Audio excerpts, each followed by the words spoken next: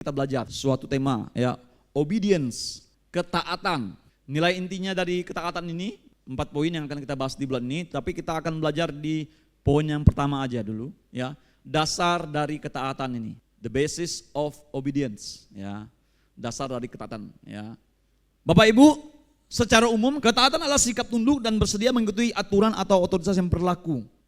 Namun pertanyaannya, ketika kita mendengar kata ketaatan, apa yang ada dalam pikiran kita tentang kata itu? Apakah kita berpikir positif atau kita berpikir negatif tentang ketaatan? Mungkin banyak yang akan berpikir negatif, ya, apalagi di zaman sekarang ini. Ya, aduh, ketaatan, taat lagi, ya. Gereja itu tuh nggak ada ngomong lain, taat terus ngomongnya, ya. Coba ngomong berkat kah, ngomongin taat. Ya, banyak orang ya suka berkat, tapi ketika dengar kata ketaatan, wah mulai keringat dingin. Ya, dari ujung kepala sampai ujung kaki membeku. Ya kan? Kenapa? Karena itu dia tadi. Ya, pikirannya kalau berbicara tentang ketaatan itu adalah aturan yang mengekang. Ya, ada beban yang terasa berat di pundak untuk melakukannya. Ya, kita tidak dibiarkan bebas untuk melakukan segala sesuatu. Nah, itu dalam pikiran. Apalagi di zaman sekarang ini ya, moto-moto anak-anak muda itu apa? It's my life. Ini hidupku. Ngapain kamu atur-atur saya? Saya mau begini, saya mau begitu. Terserah saya. Ya. Orang saya, bukan kamu, ngapain? Ya. Jadi ketika mendengar kata ketaatan, mulai pikirannya ke arah yang negatif. Waduh, dikekang lagi nih. Waduh, ada kuk lagi nih. Waduh, ada beban berat lagi nih. Ya. Seperti itu. Ya. Tapi saya percaya di sini tidak ada amin. Wih, nggak amin. Amin. Ya. Kita senang mendengar kata ketaatan, amin. Ya. Bapak Ibu, saudara-saudara yang terkasih dalam Tuhan kita Yesus Kristus, dalam kehidupan sehari-hari, ya, sebenarnya setiap kita, ya, sudah menjalankan bentuk-bentuk ketaatan tertentu demi menciptakan tatanan dan keharmonisan sosial. Ya. Tanpa ketaatan, kehidupan bisa menjadi kacau dan penuh konflik. Tanpa ketaatan, kehidupan bisa menjadi kacau dan konflik. Ya, contoh, ya, kita hidup sebagai masyarakat ini. Contoh dalam berlalu lintas, ya, kita harus taat tentang rambu-rambu lalu lintas. Ya, di sini nggak ada traffic light, ya, lampu lalu lintas. Kalau di Pontianak ada, ya, lampunya ada 3 warna, itu apa? Merah, kuning, hijau. Bayangin kalau masyarakat yang berlalu lintas di Pontianak itu tidak mentaati, pasti kacau, pasti konflik. Ya, tiba-tiba di bundaran Intan. Ya, lalu lampu merah, kita naik pakai motor, lampu warna merah. Ingat kata nenek di rumah, merah artinya berani. Woi, harus berani nih. Terobos, karena merah artinya berani, salah pengertian. Padahal aturannya merah berhenti. Ya, karena diterobos akhirnya apa? Kacau. Lalu lintasnya menjadi kacau. Bahkan bisa kecelakaan. Tapi kalau di luar negeri, wah nengok bagaimana mereka berhenti di depan garis, ya. Aturan-aturannya sangat diikuti sehingga baik, ya. Jadi ketika tidak ada ketaatan, kehidupan bisa menjadi kacau dan penuh konflik. Sekarang kita lanjut, kita akan melihat bagaimana pandangan Alkitab tentang ketaatan ini. Dalam Perjanjian Lama tidak ada kata khusus untuk ketaatan. Jadi kata khusus untuk ketaatan itu tidak ada, ya.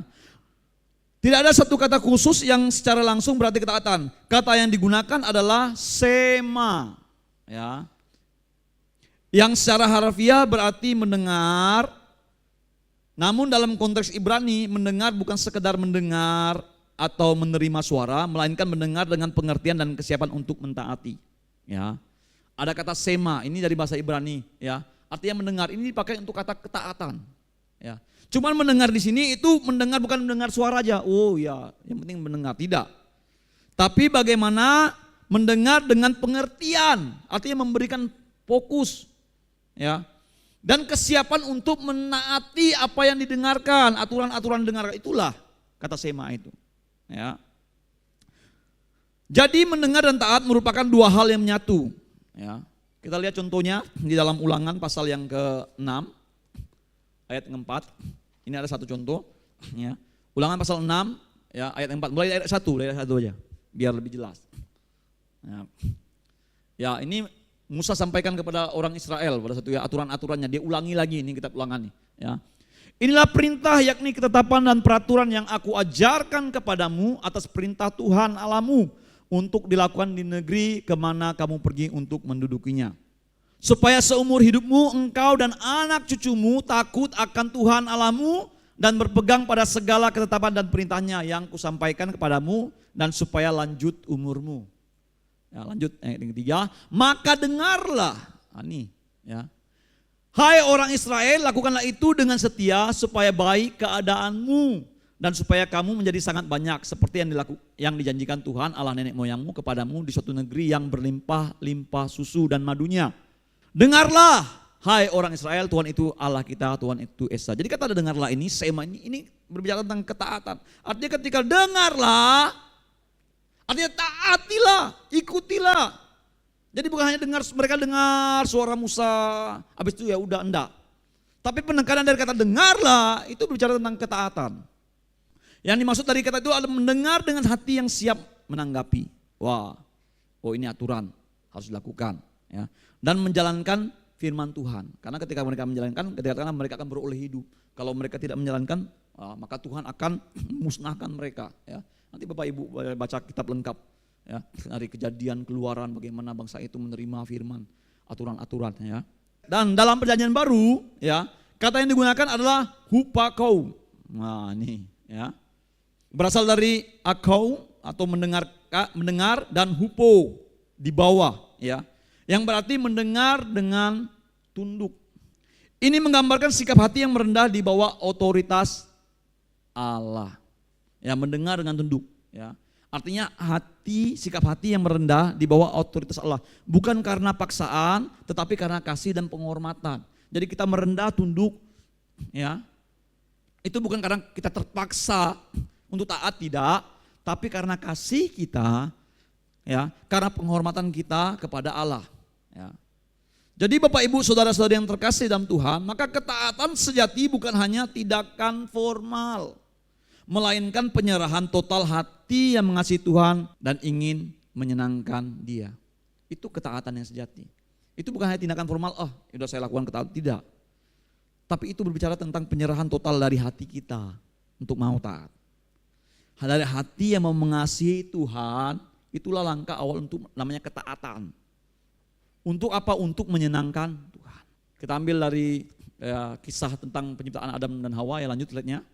Kehendak bebas dan ketaatan. Ya. Manusia diciptakan menurut gambar dan rupa Allah sebagai makhluk relasional. Ya. Jadi manusia atau Allah menciptakan manusia itu menurut gambar dan rupanya, itu Ia menciptakan manusia sebagai makhluk yang hidup dalam relasi atau makhluk sosial atau hubungan, ada yang memiliki hubungan. Ya.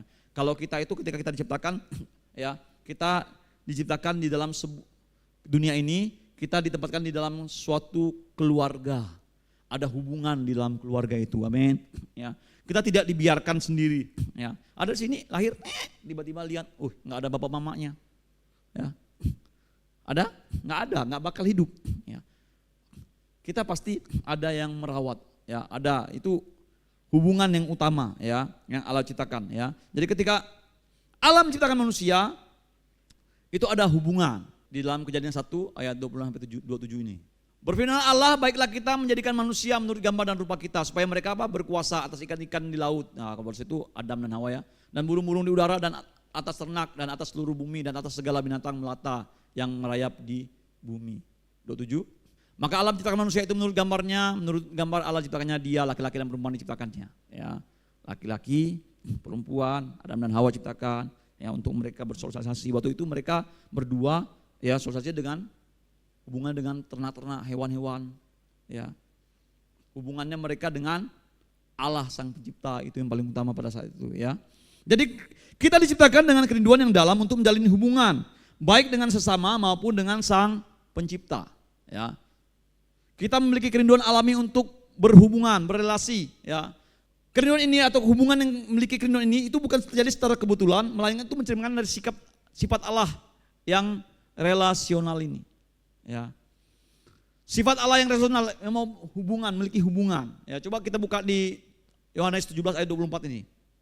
Dikatakan, ya Bapa, aku mau supaya di mana aku berada, mereka juga berada bersama-sama dengan aku. Mereka yang telah engkau berikan kepadaku, agar mereka menanggung kemuliaanku yang telah engkau berikan kepadaku. Sebab engkau telah mengasihi aku sebelum dunia dijadikan. Jadi Bapak Ibu, saudara-saudara yang terkasih, hubungan ya yang kita miliki kerinduan itu bukan sesuatu kebetulan, melainkan itu mencerminkan sifat Allah sendiri. Karena Allah sejatinya adalah pribadi yang memiliki hubungan ya atau relasional ya. Allah Tritunggal, Allah Bapa, Allah Anak dan Allah Kudus. Dan doa Yesus tadi kepada murid-muridnya, dia ingin rindu supaya kita juga bersama-sama ya dengan dia ya, supaya ada hubungan antara kita dengan sesama, antara kita dengan pencipta. Jadi itu bukan suatu kebetulan, bukan, tapi itu sifat dari Allah sendiri yang menghendaki hubungan itu ya. Lanjut slide-nya ya, karena itu manusia diberi kehendak bebas ya. Allah menghendaki hubungan yang tulus dengan manusia, bukan hubungan yang dipaksakan ya. Karena itu saat Allah menciptakan manusia untuk hidup dalam hubungan dengannya, ia tidak menghendaki relasi yang dipaksakan.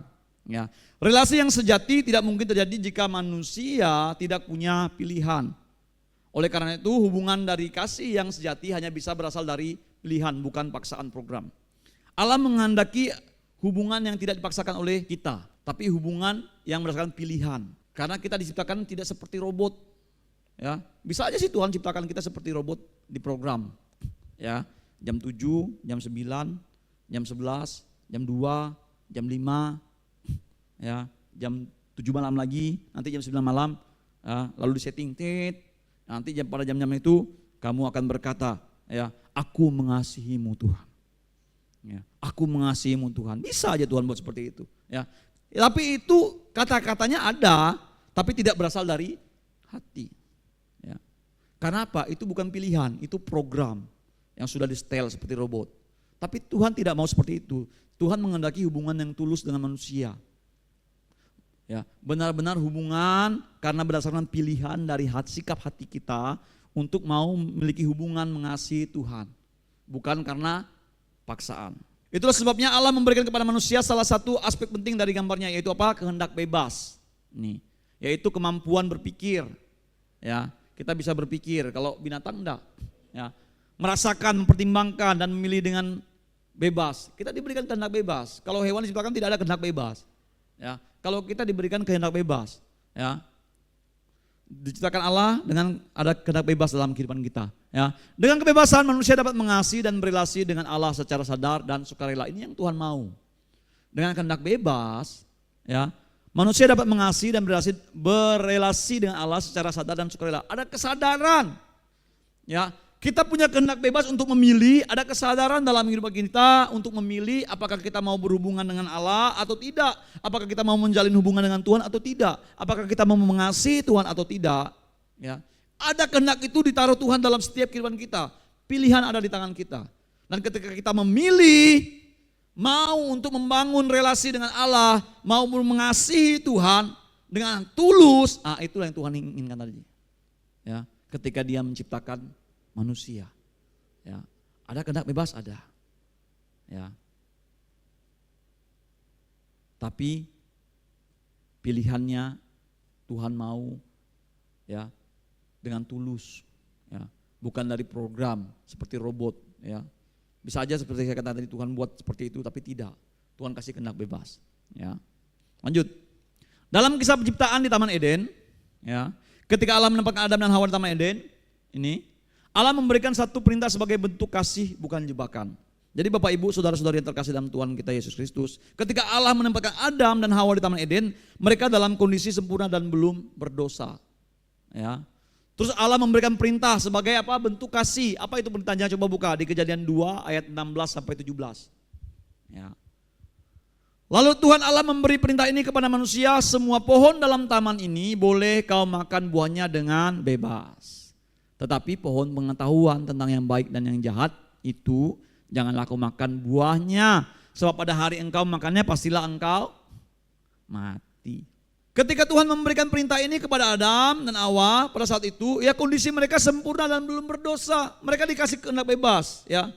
Dengan demikian mereka memiliki kehendak bebas untuk bebas yang utuh dan murni. Ya. Oleh karena itu Allah memberikan suatu perintah yang jelas, bukan untuk mencobai atau menjatuhkan mereka. Jadi bukan untuk menjebak ini. Perintah ini jelas. Ya. Kehendak bebas diberikan, perintah diberikan. Untuk apa? Untuk melihat bagaimana ungkapan kasihnya yang memberikan ruang bagi manusia untuk menunjukkan ketaatan yang tulus. Karena manusia pada saat itu diberikan kehendak bebas, tapi kondisi manusia pada saat itu belum berdosa. Masih utuh, murni. Beda dengan kita saat ini. Kalau kita, kehendak bebas kita tidak seperti Adam pada saat itu. Ya, kita sudah ada dosa. Ya. Tapi pada saat itu Adam ketika diberikan kehendak bebas pilihan, ya, dia masih murni. Tidak ada dosa. Benar ya? Adam belum berdosa pada saat itu. Ya. Dan Tuhan memberikan perintah itu kepadanya. Itu menunjukkan kasih-Nya. Ya. Yang memberi ruang bagi manusia untuk menunjukkan ketaatan yang tulus. Perintahnya memberikan kesempatan bagi manusia untuk menunjukkan ketaatan yang tulus yang akan menghasilkan hubungan yang tulus, ya, antara manusia dengan Allah. Ya. Ketika Allah menciptakan manusia, Adam diciptakan, Hawa diciptakan, itu murni utuh, diberi kehendak bebas. Lalu Tuhan memberikan perintahnya. Ya, itu belum ada dosa. Ya. Dari situlah Allah menunjukkan kasih-Nya kepada kita. Ya. Untuk kita mau memakai kehendak ini, apakah kita benar-benar mengasihi Dia atau tidak. Ya. Jadi pohon pengetahuan tentang yang baik dan yang jahat ini melambangkan kebebasan memilih yang Allah berikan kepada manusia. Sebuah tanda bahwa manusia benar-benar memiliki pilihan. Apakah ia akan menggunakan kehendak bebasnya untuk percaya dan taat kepada Allah, atau justru memilih untuk melawan dan menentukan sendiri apa yang benar dan salah menurut pandangannya sendiri. Ya. Menciptakan manusia, diberi kehendak bebas. Manusia masih utuh, murni, belum berdosa. Ya. Lalu Allah berikan perintahnya. Ya. Semuanya boleh dimakan, tapi pohon yang di tengah-tengah ini jangan dimakan. Ya.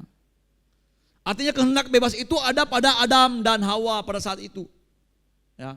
Apakah mereka percaya, tetap mengasihi Tuhan, tetap taat terhadap perintah Tuhan, atau mereka tidak melakukannya? Itu ada pada Adam dan Hawa pada saat itu. Ada kehendak bebas sudah Tuhan berikan.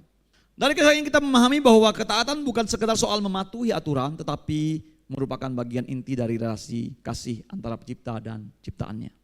Nah, betapa pentingnya ketaatan di dalam hubungan manusia dengan Allah. Ketaatan adalah inti dari relasi kasih antara Allah dan manusia, karena kasih sejati tak bisa dipaksakan. Allah menciptakan manusia dengan kebebasan untuk memilih. Ketaatan sejati lahir dari pilihan yang bebas. Artinya apa Bapak Ibu, saudara-saudara yang terkasih dalam Tuhan, bahwa ketaatan itu bukan sekedar untuk kita hanya mengikuti aturan saja. Oh ini aturannya, kita ikut, tidak. Tapi itu berbicara tentang hubungan. Ya. Hubungan kita ketika kita memilih mau mengasihi Tuhan, itu adalah ketaatan. Ya. Jadi bukan hanya bersifat mentaati aturan. Aturan ya, selama ini kita berpikir seperti itu. Ya. Oh, ketaatan, harus ini, tidak. Ternyata ketaatan itu ya bagian inti dari relasi kasih kepada antara pencipta dan ciptaannya. Ada hubungan bagian intinya. Ya. Karena apa? Karena kita sudah beri kehendak bebas. Ya. Tergantung dalam diri kita, apakah kita memilih untuk berhubungan dengan Tuhan, mengasihi Tuhan selalu atau tidak. Ya. Ada seorang tokoh namanya C.S. Lewis, ya. Dia menjelaskan bahwa kehendak bebas memang membuka kemungkinan untuk kejahatan dan penolakan terhadap Allah. Benar ya? Kehendak bebas itu ya kemungkinan untuk ya membuka kemungkinan untuk kejahatan dan penolakan terhadap Allah. Ya. Tetapi justru karena kehendak bebas itulah kasih dan kebaikan yang sejati bisa benar-benar ada. Kasih dan kebaikan sejati itu bisa benar-benar ada karena apa? Karena ada kehendak bebas. Ketika kita mau memilih untuk mengasihi Tuhan, itulah kasih yang sejati. Karena kita diberikan kesempatan, kamu pilih mengasihi Tuhan atau tidak. Kamu pilih taat atau tidak. Itu kita bebas memilih. Ya. Tapi ketika kita memilih untuk mengasihi Tuhan, ada kasih yang sejati. Ya. Yang benar-benar ada dalam setiap kehidupan kita. Ya. Tanpa kebebasan, kasih hanyalah ilusi. Ya. Seperti tadi, ya, tanpa pilihan. Ya. Ketaatan hanyalah program, yang nggak ada pilihan. Artinya apa? Ya udah, ya. Itu namanya bukan ketaatan. Karena apa? Nggak ada pilihan. Ya. Tapi kalau ada pilihan, baru namanya taat. Ya, itu baru namanya mengasihi. Kalau kamu mengasihi, kamu pilih ini, mengasihi aku, pilih ini. Kalau tidak, pilih yang ini. Ya, ada pilihan. Ya, itu menunjukkan bukti kasih kita. Apakah kita benar-benar sungguh mengasihi Tuhan? Apakah kita tetap mau membangun hubungan relasi dengan Allah, dengan pencipta kita atau tidak? Ya, situ. Ayo lanjut. Ketaatan setelah kejatuhan dalam dosa, ya. Poin B-nya, Roma 5 ayat 12. Sebab itu sama seperti dosa telah masuk ke dalam dunia oleh satu orang. Loh, kok satu orang? Ya. Kan dua orang, ya kan? Adam dan Hawa. Tapi di sini katakan oleh satu orang. Ya, Adam.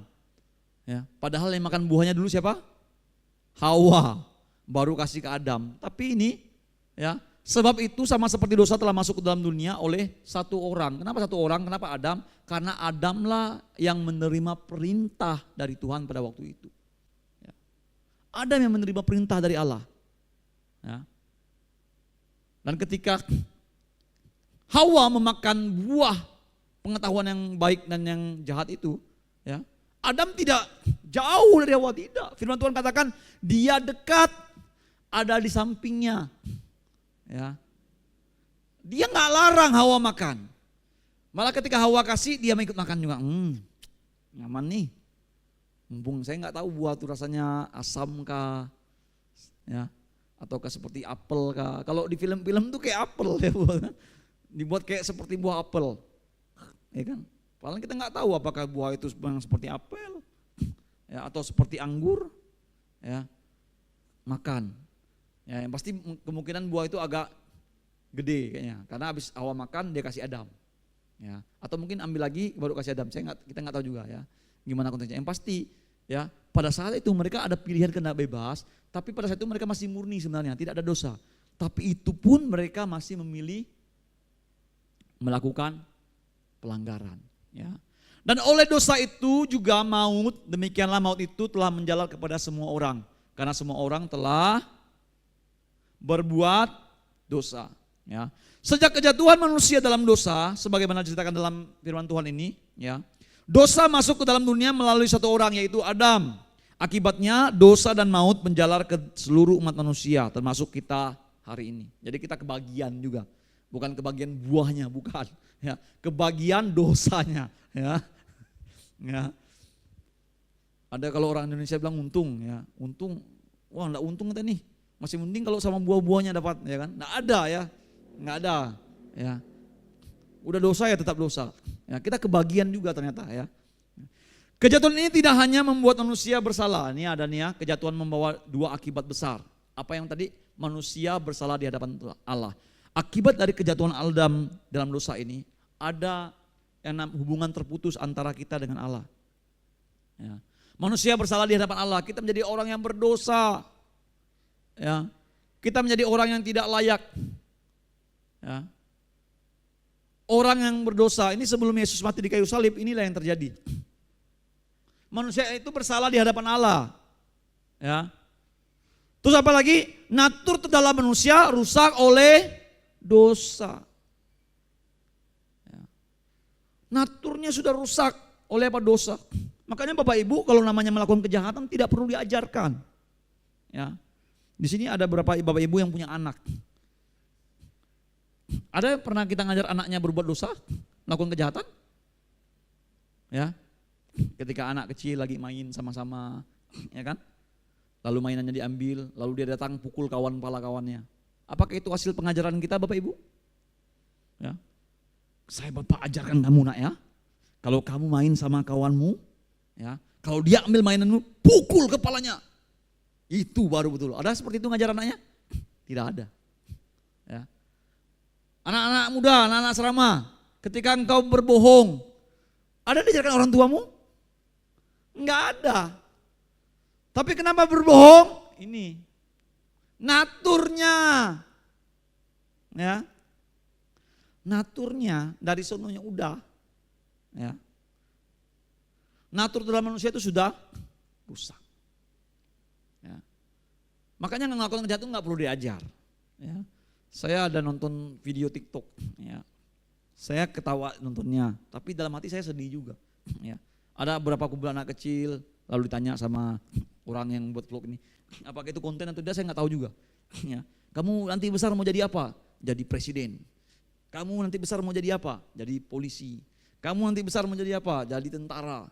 Kamu mau besar nanti jadi apa? Malu saya katanya. Wih, kenapa malu? Ya, sini, dipanggil. Emang kamu nanti besar mau jadi apa? Jadi penjahat katanya. Pernah ada nonton konten itu? Ya, saya nontonnya ketawa. Ya, tapi dalam hati saya sedih. Ya, anak kecil cita-citanya mau jadi penjahat. Apakah itu konten atau bagaimanapun? Seandainya itu memang benar-benar seperti itu, sungguh miris sekali. Tapi memang seperti itu kenyataannya. Kenapa? Natur. Ya. Melakukan kejahatan itu tidak perlu diajar.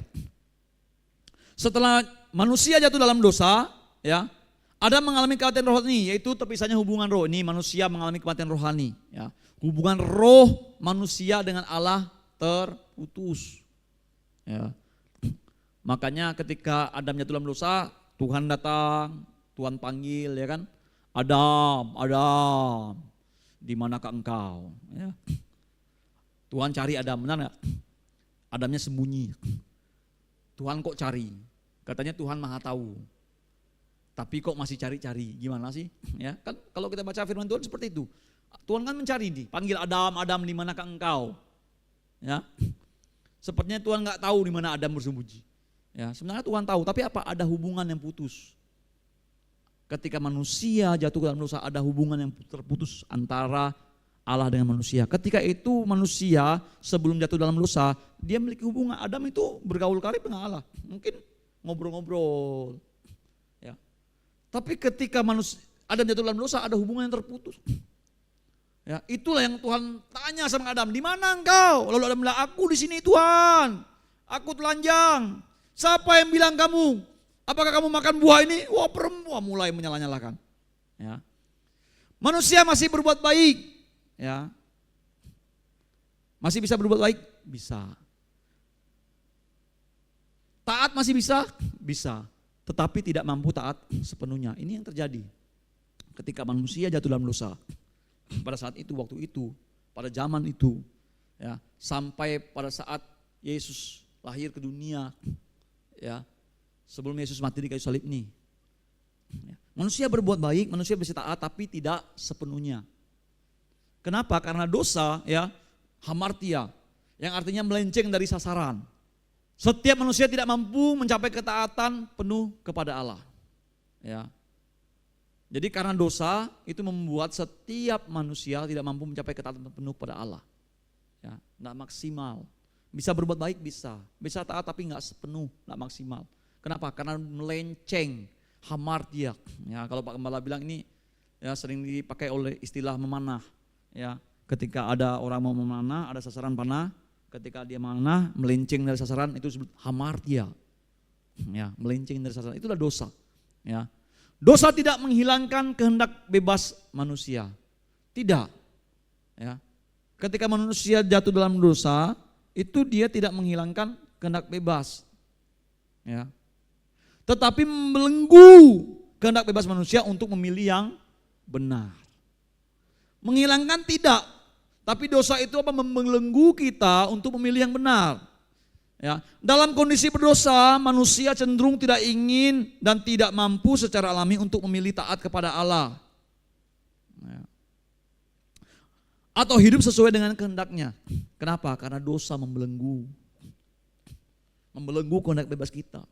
Sehingga membuat kita tidak mampu secara alami untuk memilih taat. Ya, selalu melenceng. Ya. Nggak mampu sepenuhnya. Ya. Lanjut. Ya. Kerusakan ini tidak berhenti pada Adam. Dosa diturunkan kepada seluruh umat manusia. Sejak dari lahir kita memiliki posisi bersalah karena dosa asal. Ya, coba buka Roma 3 ayat 23 ini. Dia dikatakan karena semua orang telah berbuat dosa dan telah kehilangan kemuliaan Allah. Tapi ada kabar baiknya Bapak Ibu. Apa itu? Ini. Allah tidak membiarkan manusia tetap dalam kondisi itu. Tuhan tidak membiarkan kita dalam kondisi seperti itu. Kondisi seperti apa? Terbelenggu. Kondisi seperti apa? Tidak bisa sepenuhnya taat, tidak bisa sepenuhnya mengasihi, tidak bisa sepenuhnya untuk hidup di dalam kebenaran Tuhan. Karena apa? Ada belenggu dosa. Dan Tuhan tidak membiarkan, Allah Bapa tidak membiarkan kondisi itu tetap dalam setiap kehidupan kita. Ya. Karena kasihnya Allah mengutus Yesus untuk menebus dosa melalui kematian dan kebangkitannya. Amin. Nanti kita peringati itu. Hari Paskah di minggu depan. Ya. Allah mengutus Yesus untuk apa? Menebus dosa kita. Melalui kematian dan kebangkitannya. Yesus sudah menang atas dosa dan maut. Membuat kita terhubung kembali dengan Allah. Dia sudah menang, dia sudah bangkit memberikan kita kemenangan. Kita tidak terbelenggu lagi. Tapi kita dimerdekakan. Firman Tuhan katakan kita dimerdekakan. Ya. Kita sudah diperdamaikan dengan Allah. Yang sebenarnya kita ini tidak layak. Ya. Setelah manusia jatuh dalam dosa, ya, kita tidak layak lagi ya di hadapan Tuhan, tapi oleh kematian Yesus Kristus di kayu salib dan oleh kebangkitannya kita dilayakkan untuk menghampiri Allah. Ya. Itu luar biasa. Ya, bahkan kalau zaman para nabi aja pun sebelum Yesus mati di kayu salib, ya dosa itu. Coba Bapak Ibu baca di kitab Perjanjian Lama. Itu benar-benar sesuatu yang di hadapan Tuhan itu gak ada toleran itu. Ya. Sikit salah, pap. Ya. Gara-gara ngambil barang yang dikhususkan untuk Tuhan akan mati dibakar. Semuanya habis lempari batu. Ya. Para imam aja kalau nggak kudus, ya sembarangan langsung disambar, meninggoy. Ya. Itu. Tapi coba sekarang kalau hal itu masih ada, nah ini zaman kasih karunia. Ya. Karena apa? Yesus sudah mati, melayakkan kita. Ya.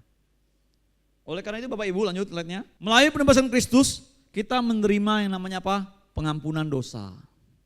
Kita diampuni, kita dilayakkan kembali. Tidak hanya dosa kita diampuni, tapi kita diberi identitas baru sebagai ciptaan baru. Ya. Buka ayat ini 2 Korintus 5 ayat 17. Ya. Jadi siapa yang ada di dalam Kristus ia adalah ciptaan baru. Yang lama sudah berlalu, sesungguhnya yang baru sudah datang. Jadi melalui pengorbanan Yesus di kayu salib, tidak hanya dosa kita saja ditebus, tapi kita menjadi ciptaan baru. Ya, memiliki identitas baru sebagai apa? Warga kerajaan sorga. Amin. Amin. Ya, yang percaya katakan amin. Bapak Ibu di sini sudah memiliki identitas baru, amin. Yang memiliki identitas baru boleh lambaikan tangannya. Haleluya, puji nama Tuhan. Ya, katakan kanan kirinya, engkau sudah memiliki identitas baru. Nah, ya. Itu yang membuat ya kita bisa kembali berhubungan dengan Allah. Ya, menyempurnakan. Ya, kita bisa melakukannya dengan sungguh-sungguh. Kenapa? Ada Yesus, pengorbanan Yesus. Ya, bahkan apa? Kita diberi hati baru untuk kembali seperti asal, yaitu mengasihi dan mentaati Allah dengan sukarela. Kembali, ya, diberi hati yang baru, seperti asal mulanya kembali, awal mulanya. Untuk mengasihi Tuhan dengan tulus, mengasihi Allah dengan sungguh-sungguh. Ya, kita bisa melakukannya, ya, bisa melakukan ketaatan itu dengan sungguh-sungguh. Ya. Diberikan hati yang baru. Ya. Coba buka ayatnya, dalam Yeskiel 36 ayat 26 nih. Kamu akan kuberi hati yang baru dan roh yang baru di dalam batinmu. Dan aku akan menjauhkan dari tubuhmu hati yang keras dan kuberikan kepadamu hati yang taat. Ya, dengan hati yang baru ini kita dapat kembali memiliki kemampuan untuk mengasihi dan mentaati Allah dari hati kita. Ya. Bukan karena terpaksa, melainkan sebagai respon dari kasih dan anugerahnya. Ya.